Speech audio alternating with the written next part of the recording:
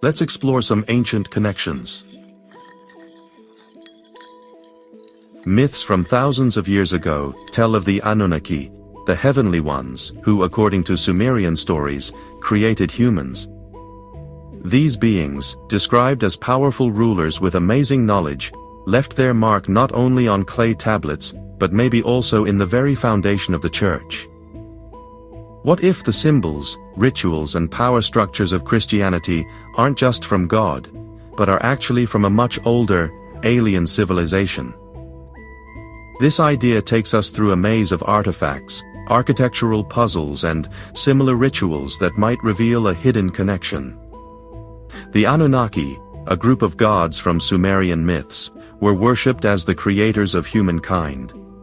Their stories are written in cuneiform on clay tablets, found in the ruins of Mesopotamia, the land between the Euphrates and Tigris rivers.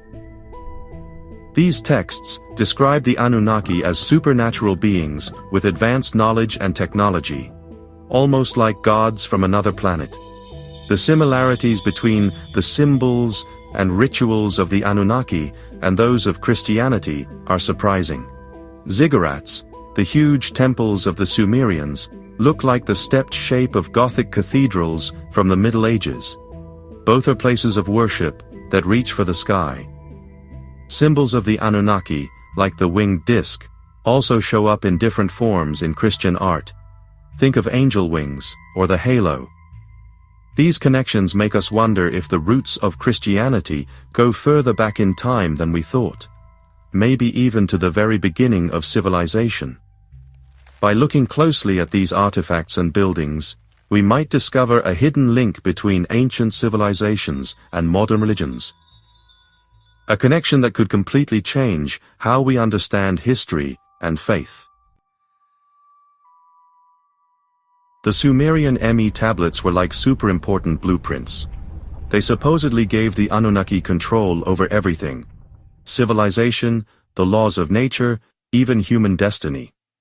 These tablets, talked about in stories like Enki and the World Order, held deep knowledge of building, space, and right and wrong. They were real things used by the Anunnaki, a group of gods from Sumerian myths, to organize the world. It's interesting that Moses also got stone tablets on Mount Sinai, the Ten Commandments, which were like divine rules for humans. Both were given by a higher power and said to be true for everyone.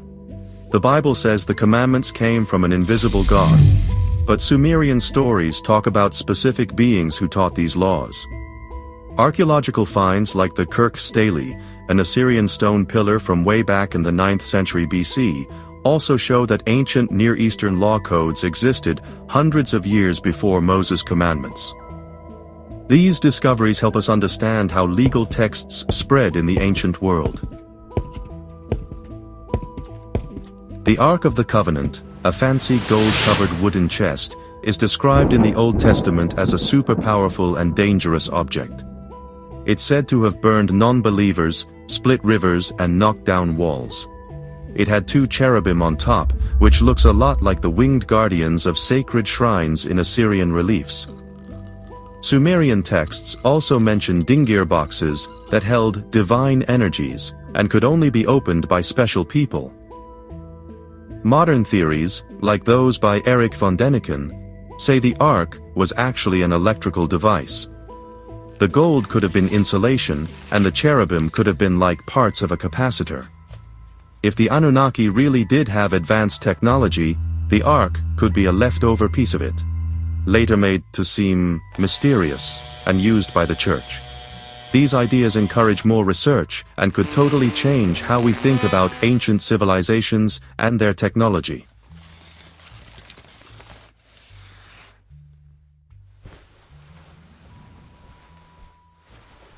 A long time ago in Mesopotamia, the Anunnaki had special cups called shambashir. These cups held a magic drink that made people live longer. Kings like Gilgamesh used them. The Christian Holy Grail is a symbol of Jesus' blood, which gives eternal life. Old stories about the Grail, like the ones Wolfram von Eschenbach wrote, say it was a stone that fell from heaven. Could these stories have come from the old Mesopotamian ones? Also, think about the Catholic Eucharist. Drinking wine, as the blood of Jesus, might be like the old Anunnaki rituals. Anunnaki priests gave drinks to their followers to make them loyal. It's kind of like saying, cheers, today. Lots of cultures do things like this. The Pope's hat, the tiara, with its 3 crowns, shows his power over heaven, earth, and hell. The Anunnaki gods, Anu, Enlil, and Enki, ruled these same places. Pictures from Mesopotamia show gods with hats that have different levels, showing how important they were. Could the Pope's tiara be a symbol of power passed down from these gods? Does it mean the Church took over from them? Was this a secret plan to keep the old ways alive, but make them look Christian? Like a wolf in sheep's clothing? Every day, Sumerian priests performed elaborate rituals, making food for the gods. These foods and drinks were put in front of statues to feed the Anunnaki and ask for their blessings. This is a lot like what happens in Christianity, where bread and wine are offered during Mass. Sprinkling holy water on believers comes from Babylonian cleansing ceremonies, where water was blessed with salt and cedar wood to keep away bad spirits. Burning incense is another similarity. In both Sumerian temples and Catholic cathedrals, incense is burned to connect with God. Both believe the smoke helps connect earth and heaven. The Bible story of Noah's Ark, where Noah builds a big boat to save the animals, is almost exactly the same as a story in the Epic of Gilgamesh. In that story, a hero named Utnapishtim is given the same task by the Anunnaki god Enki. Both stories tell of a warning from God about a big disaster, building a huge boat, saving animals and seeds, and sending out birds to look for dry land. The big difference is, the gods did this. In the Epic of Gilgamesh, the gods were mad about all the noise humans made, but the Bible says it was because people were bad. This shows us how the Church changed old myths to fit their own beliefs. A long time ago, in Sumer, which was in southern Mesopotamia, the rulers were called Lugals, which means great man. These rulers were both political leaders and priests. They were seen as messengers between people and the Anunnaki, the gods they worshipped. The Lugals took care of the temples and led religious ceremonies, which they believed let them talk directly to the Anunnaki. This way of having priest rulers continued into the Christian Church. Popes and bishops say they have a similar job of connecting God and believers. They manage holy places and explain God's laws. One big example of Sumerian traditions being used in Christianity is when celibacy started in the Middle Ages. Priestesses in Sumer had to follow strict rules about purity, and often didn't marry so they could be pure vessels for the gods. The Church made this a rule to make the clergy seem more spiritually powerful. The ziggurats of Mesopotamia, which were stepped temple towers, were thought of as homes of the gods and showed the link between earth and heaven. These huge buildings were often built based on the stars and were centers for religious activities. Later, the Christian Church copied this building style. Gothic cathedrals like Notre Dame in Paris reach for the sky with their pointed towers. The way they were built, with high platforms and narrow stairs, was meant to show the climb to heaven. Rose windows, which catch the light, are a modern version of the ziggurat's symbolism. Even the fact that churches face east, towards the sunrise, comes from Sumerian sun worship, where temples were lined up exactly with the stars. The Bible talks about angels as winged messengers from God. This idea might come directly from how Mesopotamians pictured the Anunnaki. Assyrian carvings show winged beings called Apkallu. They were seen as teachers who brought knowledge of farming, laws, and how to build civilizations to humans. These Apkallu often had wings, just like angels in Christian art. Angels are ranked: seraphim, cherubim, and thrones. This is similar to the Anunnaki ranks, which are described in stories like the Enuma Elish. The Church didn't just copy the Anunnaki's look, but also their jobs. Angels go between God and people, sharing messages and fighting demons, much like the Apkallu in Mesopotamian stories. In Sumerian stories, the snake means wisdom and being born again. Christians later saw the snake as a symbol of evil. But the cross might be even older than we think. The Egyptian Ankh, a symbol of life, and the Assyrian sun cross, a wheel with 4 spokes, were symbols of divine power. Later they became part of Christian art. Even the fish, an early Christian secret symbol, has connections to Mesopotamian water gods, like Enki. Enki ruled the fresh waters and was linked to fish symbols. These symbols, and how they changed, show how connected the religious ideas and art of ancient cultures and Christianity really are. In the ancient city of Sumer, especially in temples like the Library of Eridu, tons of knowledge was gathered and kept on clay tablets. These libraries were like giant storage centers for knowledge, holding thousands of clay tablets that had everything from government records to religious songs. In the Middle Ages, the Church took on a similar role. Monasteries like Monte Cassino became centers of learning, keeping and studying not just the Bible, but also old writings, including stuff from Greek philosophers, and pieces of Mesopotamian texts. The monks who copied these texts were super important for saving and sharing this knowledge, which might have been lost forever otherwise. This is a lot like the Sumerian scribes, who kept the Anunnaki's history alive for future generations. The connections between the Anunnaki traditions and what the Church does are many and clear. It's hard to think it's just a coincidence. Did the Church purposely take on the legacy of these old gods, or were they secretly influenced by the gods' followers? It's a mystery. But one thing's for sure. The patterns of power, holy objects, special rituals, and hierarchies show up again and again over thousands of years. Maybe the Church's real job isn't about teaching a new religion, but about keeping an ancient agreement between humans and those beings who came down from the sky. As archaeology and genetics tell us more and more about our possible alien beginnings, the Church might not be the keeper of God's truth, after all, but the archive of a forgotten advanced civilization, a civilization whose legacy still lives in our altars, rituals, and holy texts.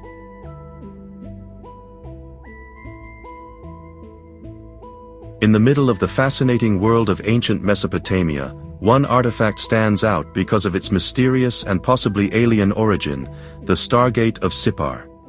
The ancient city of Sipar, an important center for worshipping the sun god Shamash, was a place of great religious and cultural importance. Here, one artifact puzzles historians and archaeologists alike. The Stargate of Sipar, a massive, artfully carved stone structure, looks like a portal or gateway, and is an impressive example of the craftsmanship of that time. Legends and ancient texts suggest that this gate was used by the Anunnaki to travel between Earth and their home in the stars. These stories are deeply rooted in Mesopotamian mythology.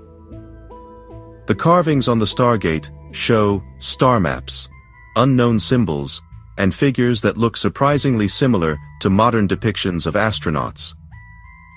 These depictions raise questions about the astronomical knowledge and symbolic language of the ancient Mesopotamians. Some researchers believe that these images could represent the Anunnaki themselves, which supports the theory that these beings represented an advanced civilization. While established science often dismisses these theories as speculative, similar to the works of Erich von Däniken, the Stargate of Sipar remains a fascinating object for those who study ancient astronauts. Could this artifact be proof of advanced technology and interstellar travel mastered by the Anunnaki? This question remains open, and encourages further investigation. The precise workmanship and the astronomical knowledge embedded in its design point to a civilization that was far ahead of its time. These findings shed new light on the technical and scientific skills of the ancient Mesopotamians. The Church's silence on such artifacts is also fascinating and raises questions about the Church's role in preserving or suppressing historical knowledge. Could it be that the Stargate of Sipar, similar to ancient texts and rituals, is part of a hidden legacy that the Church has tried to protect or suppress? This question remains open and encourages further research. Similar to the stories of the Holy Lance or the Holy Grail, which are also shrouded in secrets and myths. The answers remain elusive, but the existence of such an artifact opens up new ways of thinking about our origins and the ancient knowledge that may still be hidden, waiting to be rediscovered, possibly somewhere in the Vatican archives.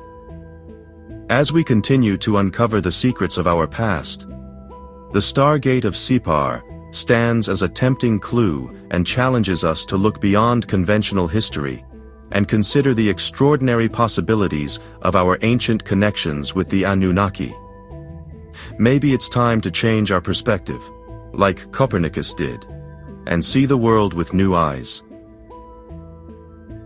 Let's dive deeper into the mysteries of the Anunnaki and look at another fascinating artifact, the enigmatic Tablet of Shamash. This ancient tablet was discovered in the ruins of Sipar, an important city in ancient Mesopotamia, known for its temples and libraries. The tablet is covered with complex symbols and celestial diagrams, suggesting advanced astronomical knowledge, far beyond what you would expect from a civilization of that time. Some researchers believe the tablet could be a key to understanding the Anunnaki's advanced astronomy and technologies. The inscriptions on the tablet show a detailed star map depicting constellations and planetary alignments with a precision comparable to modern astronomy. Among the carvings are depictions resembling modern spaceships, leading to speculation about the Anunnaki's ability to travel through space.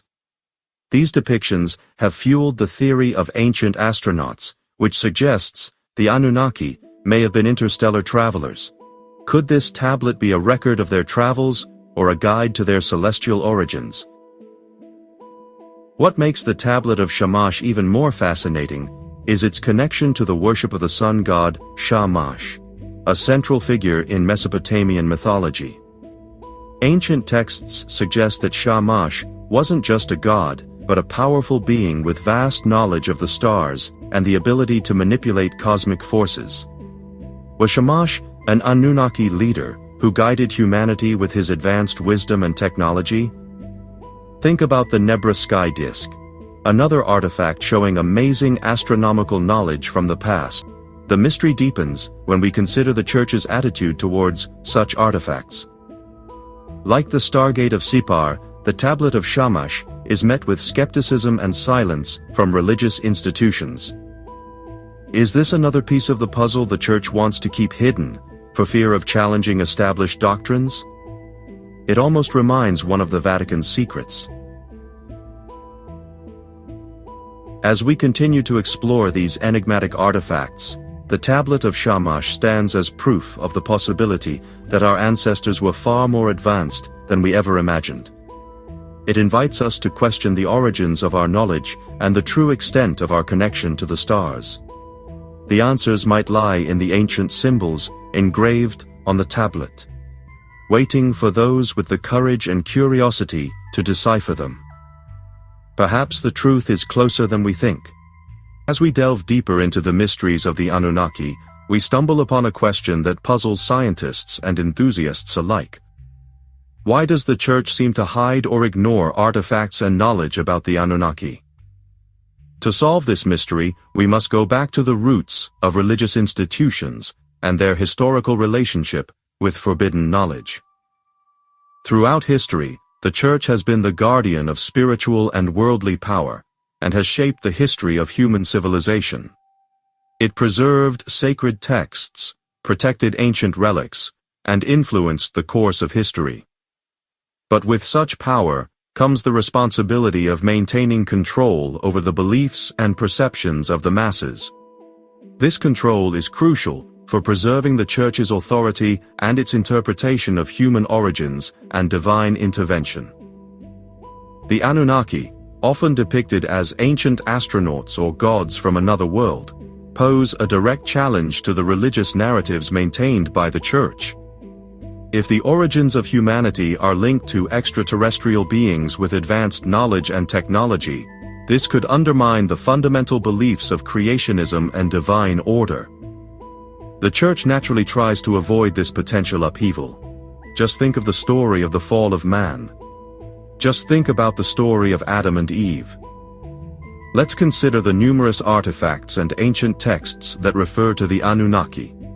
These objects often demonstrate advanced astronomical knowledge, technological skill, and a different narrative of human history. Such revelations could shake the core of established religious doctrines. By ignoring or hiding these artifacts, the Church aims to protect its version of history and preserve its spiritual authority, almost as if it wants to keep Pandora's box closed. It's like they're trying to keep a really big secret hidden. Over the centuries, there have been numerous instances where the Church has been accused of suppressing knowledge. From the burning of the Library of Alexandria to the persecution of scientists like Galileo by the Inquisition, the Church often clashed with scientific and historical discoveries that contradicted its teachings. The Anunnaki artifacts fit into this pattern of suppression and control. One of the most compelling reasons for this secrecy lies in the potential implications of accepting the existence of the Anunnaki. If these beings were indeed advanced extraterrestrials who influenced early human civilization, it would raise profound questions about the nature of divinity, the purpose of human existence, and our place in the cosmos. Such revelations could lead to a paradigm shift in human consciousness and challenge the very foundations of faith and belief. Perhaps even trigger a new enlightenment. Maybe even a new era of understanding. Moreover, it is rumored that the Church's vast archives hidden deep within the Vatican contain countless documents and artifacts that could shed light on these ancient mysteries. Access to these archives is heavily restricted, and only a select few know their contents. This veil of secrecy fuels speculation about what the Church might be hiding and why. Besides maintaining its authority, the Church might also have pragmatic reasons for keeping such knowledge hidden. The revelation of advanced ancient civilizations or extraterrestrial influences could destabilize societies and lead to confusion, fear, and potential upheaval. Imagine the chaos. By controlling the narrative, the Church attempts to maintain social order and prevent chaos. As we continue to explore the enigmatic connection between the Anunnaki and the Church, we must remain open to the possibility that our understanding of history, religion, and human origins is far more complex than we ever imagined. The truth could be hidden right before our eyes, waiting for those with the courage and curiosity to uncover it. Ultimately, the Church's veil of secrecy serves as a reminder that the pursuit of knowledge often comes with challenges and obstacles. It is up to us to question, to seek, and to uncover the hidden truths that lie beneath the surface. Only then can we truly understand our past, our present, and our future. To conclude this chapter, let us reflect on the words of the great philosopher Socrates. I know that I know nothing. I know that I know nothing. Perhaps it is this very wisdom that will guide us on our journey to discover the hidden truths of the Anunnaki and the Church. Stay curious, stay vigilant, and remember, the truth is out there, waiting to be discovered.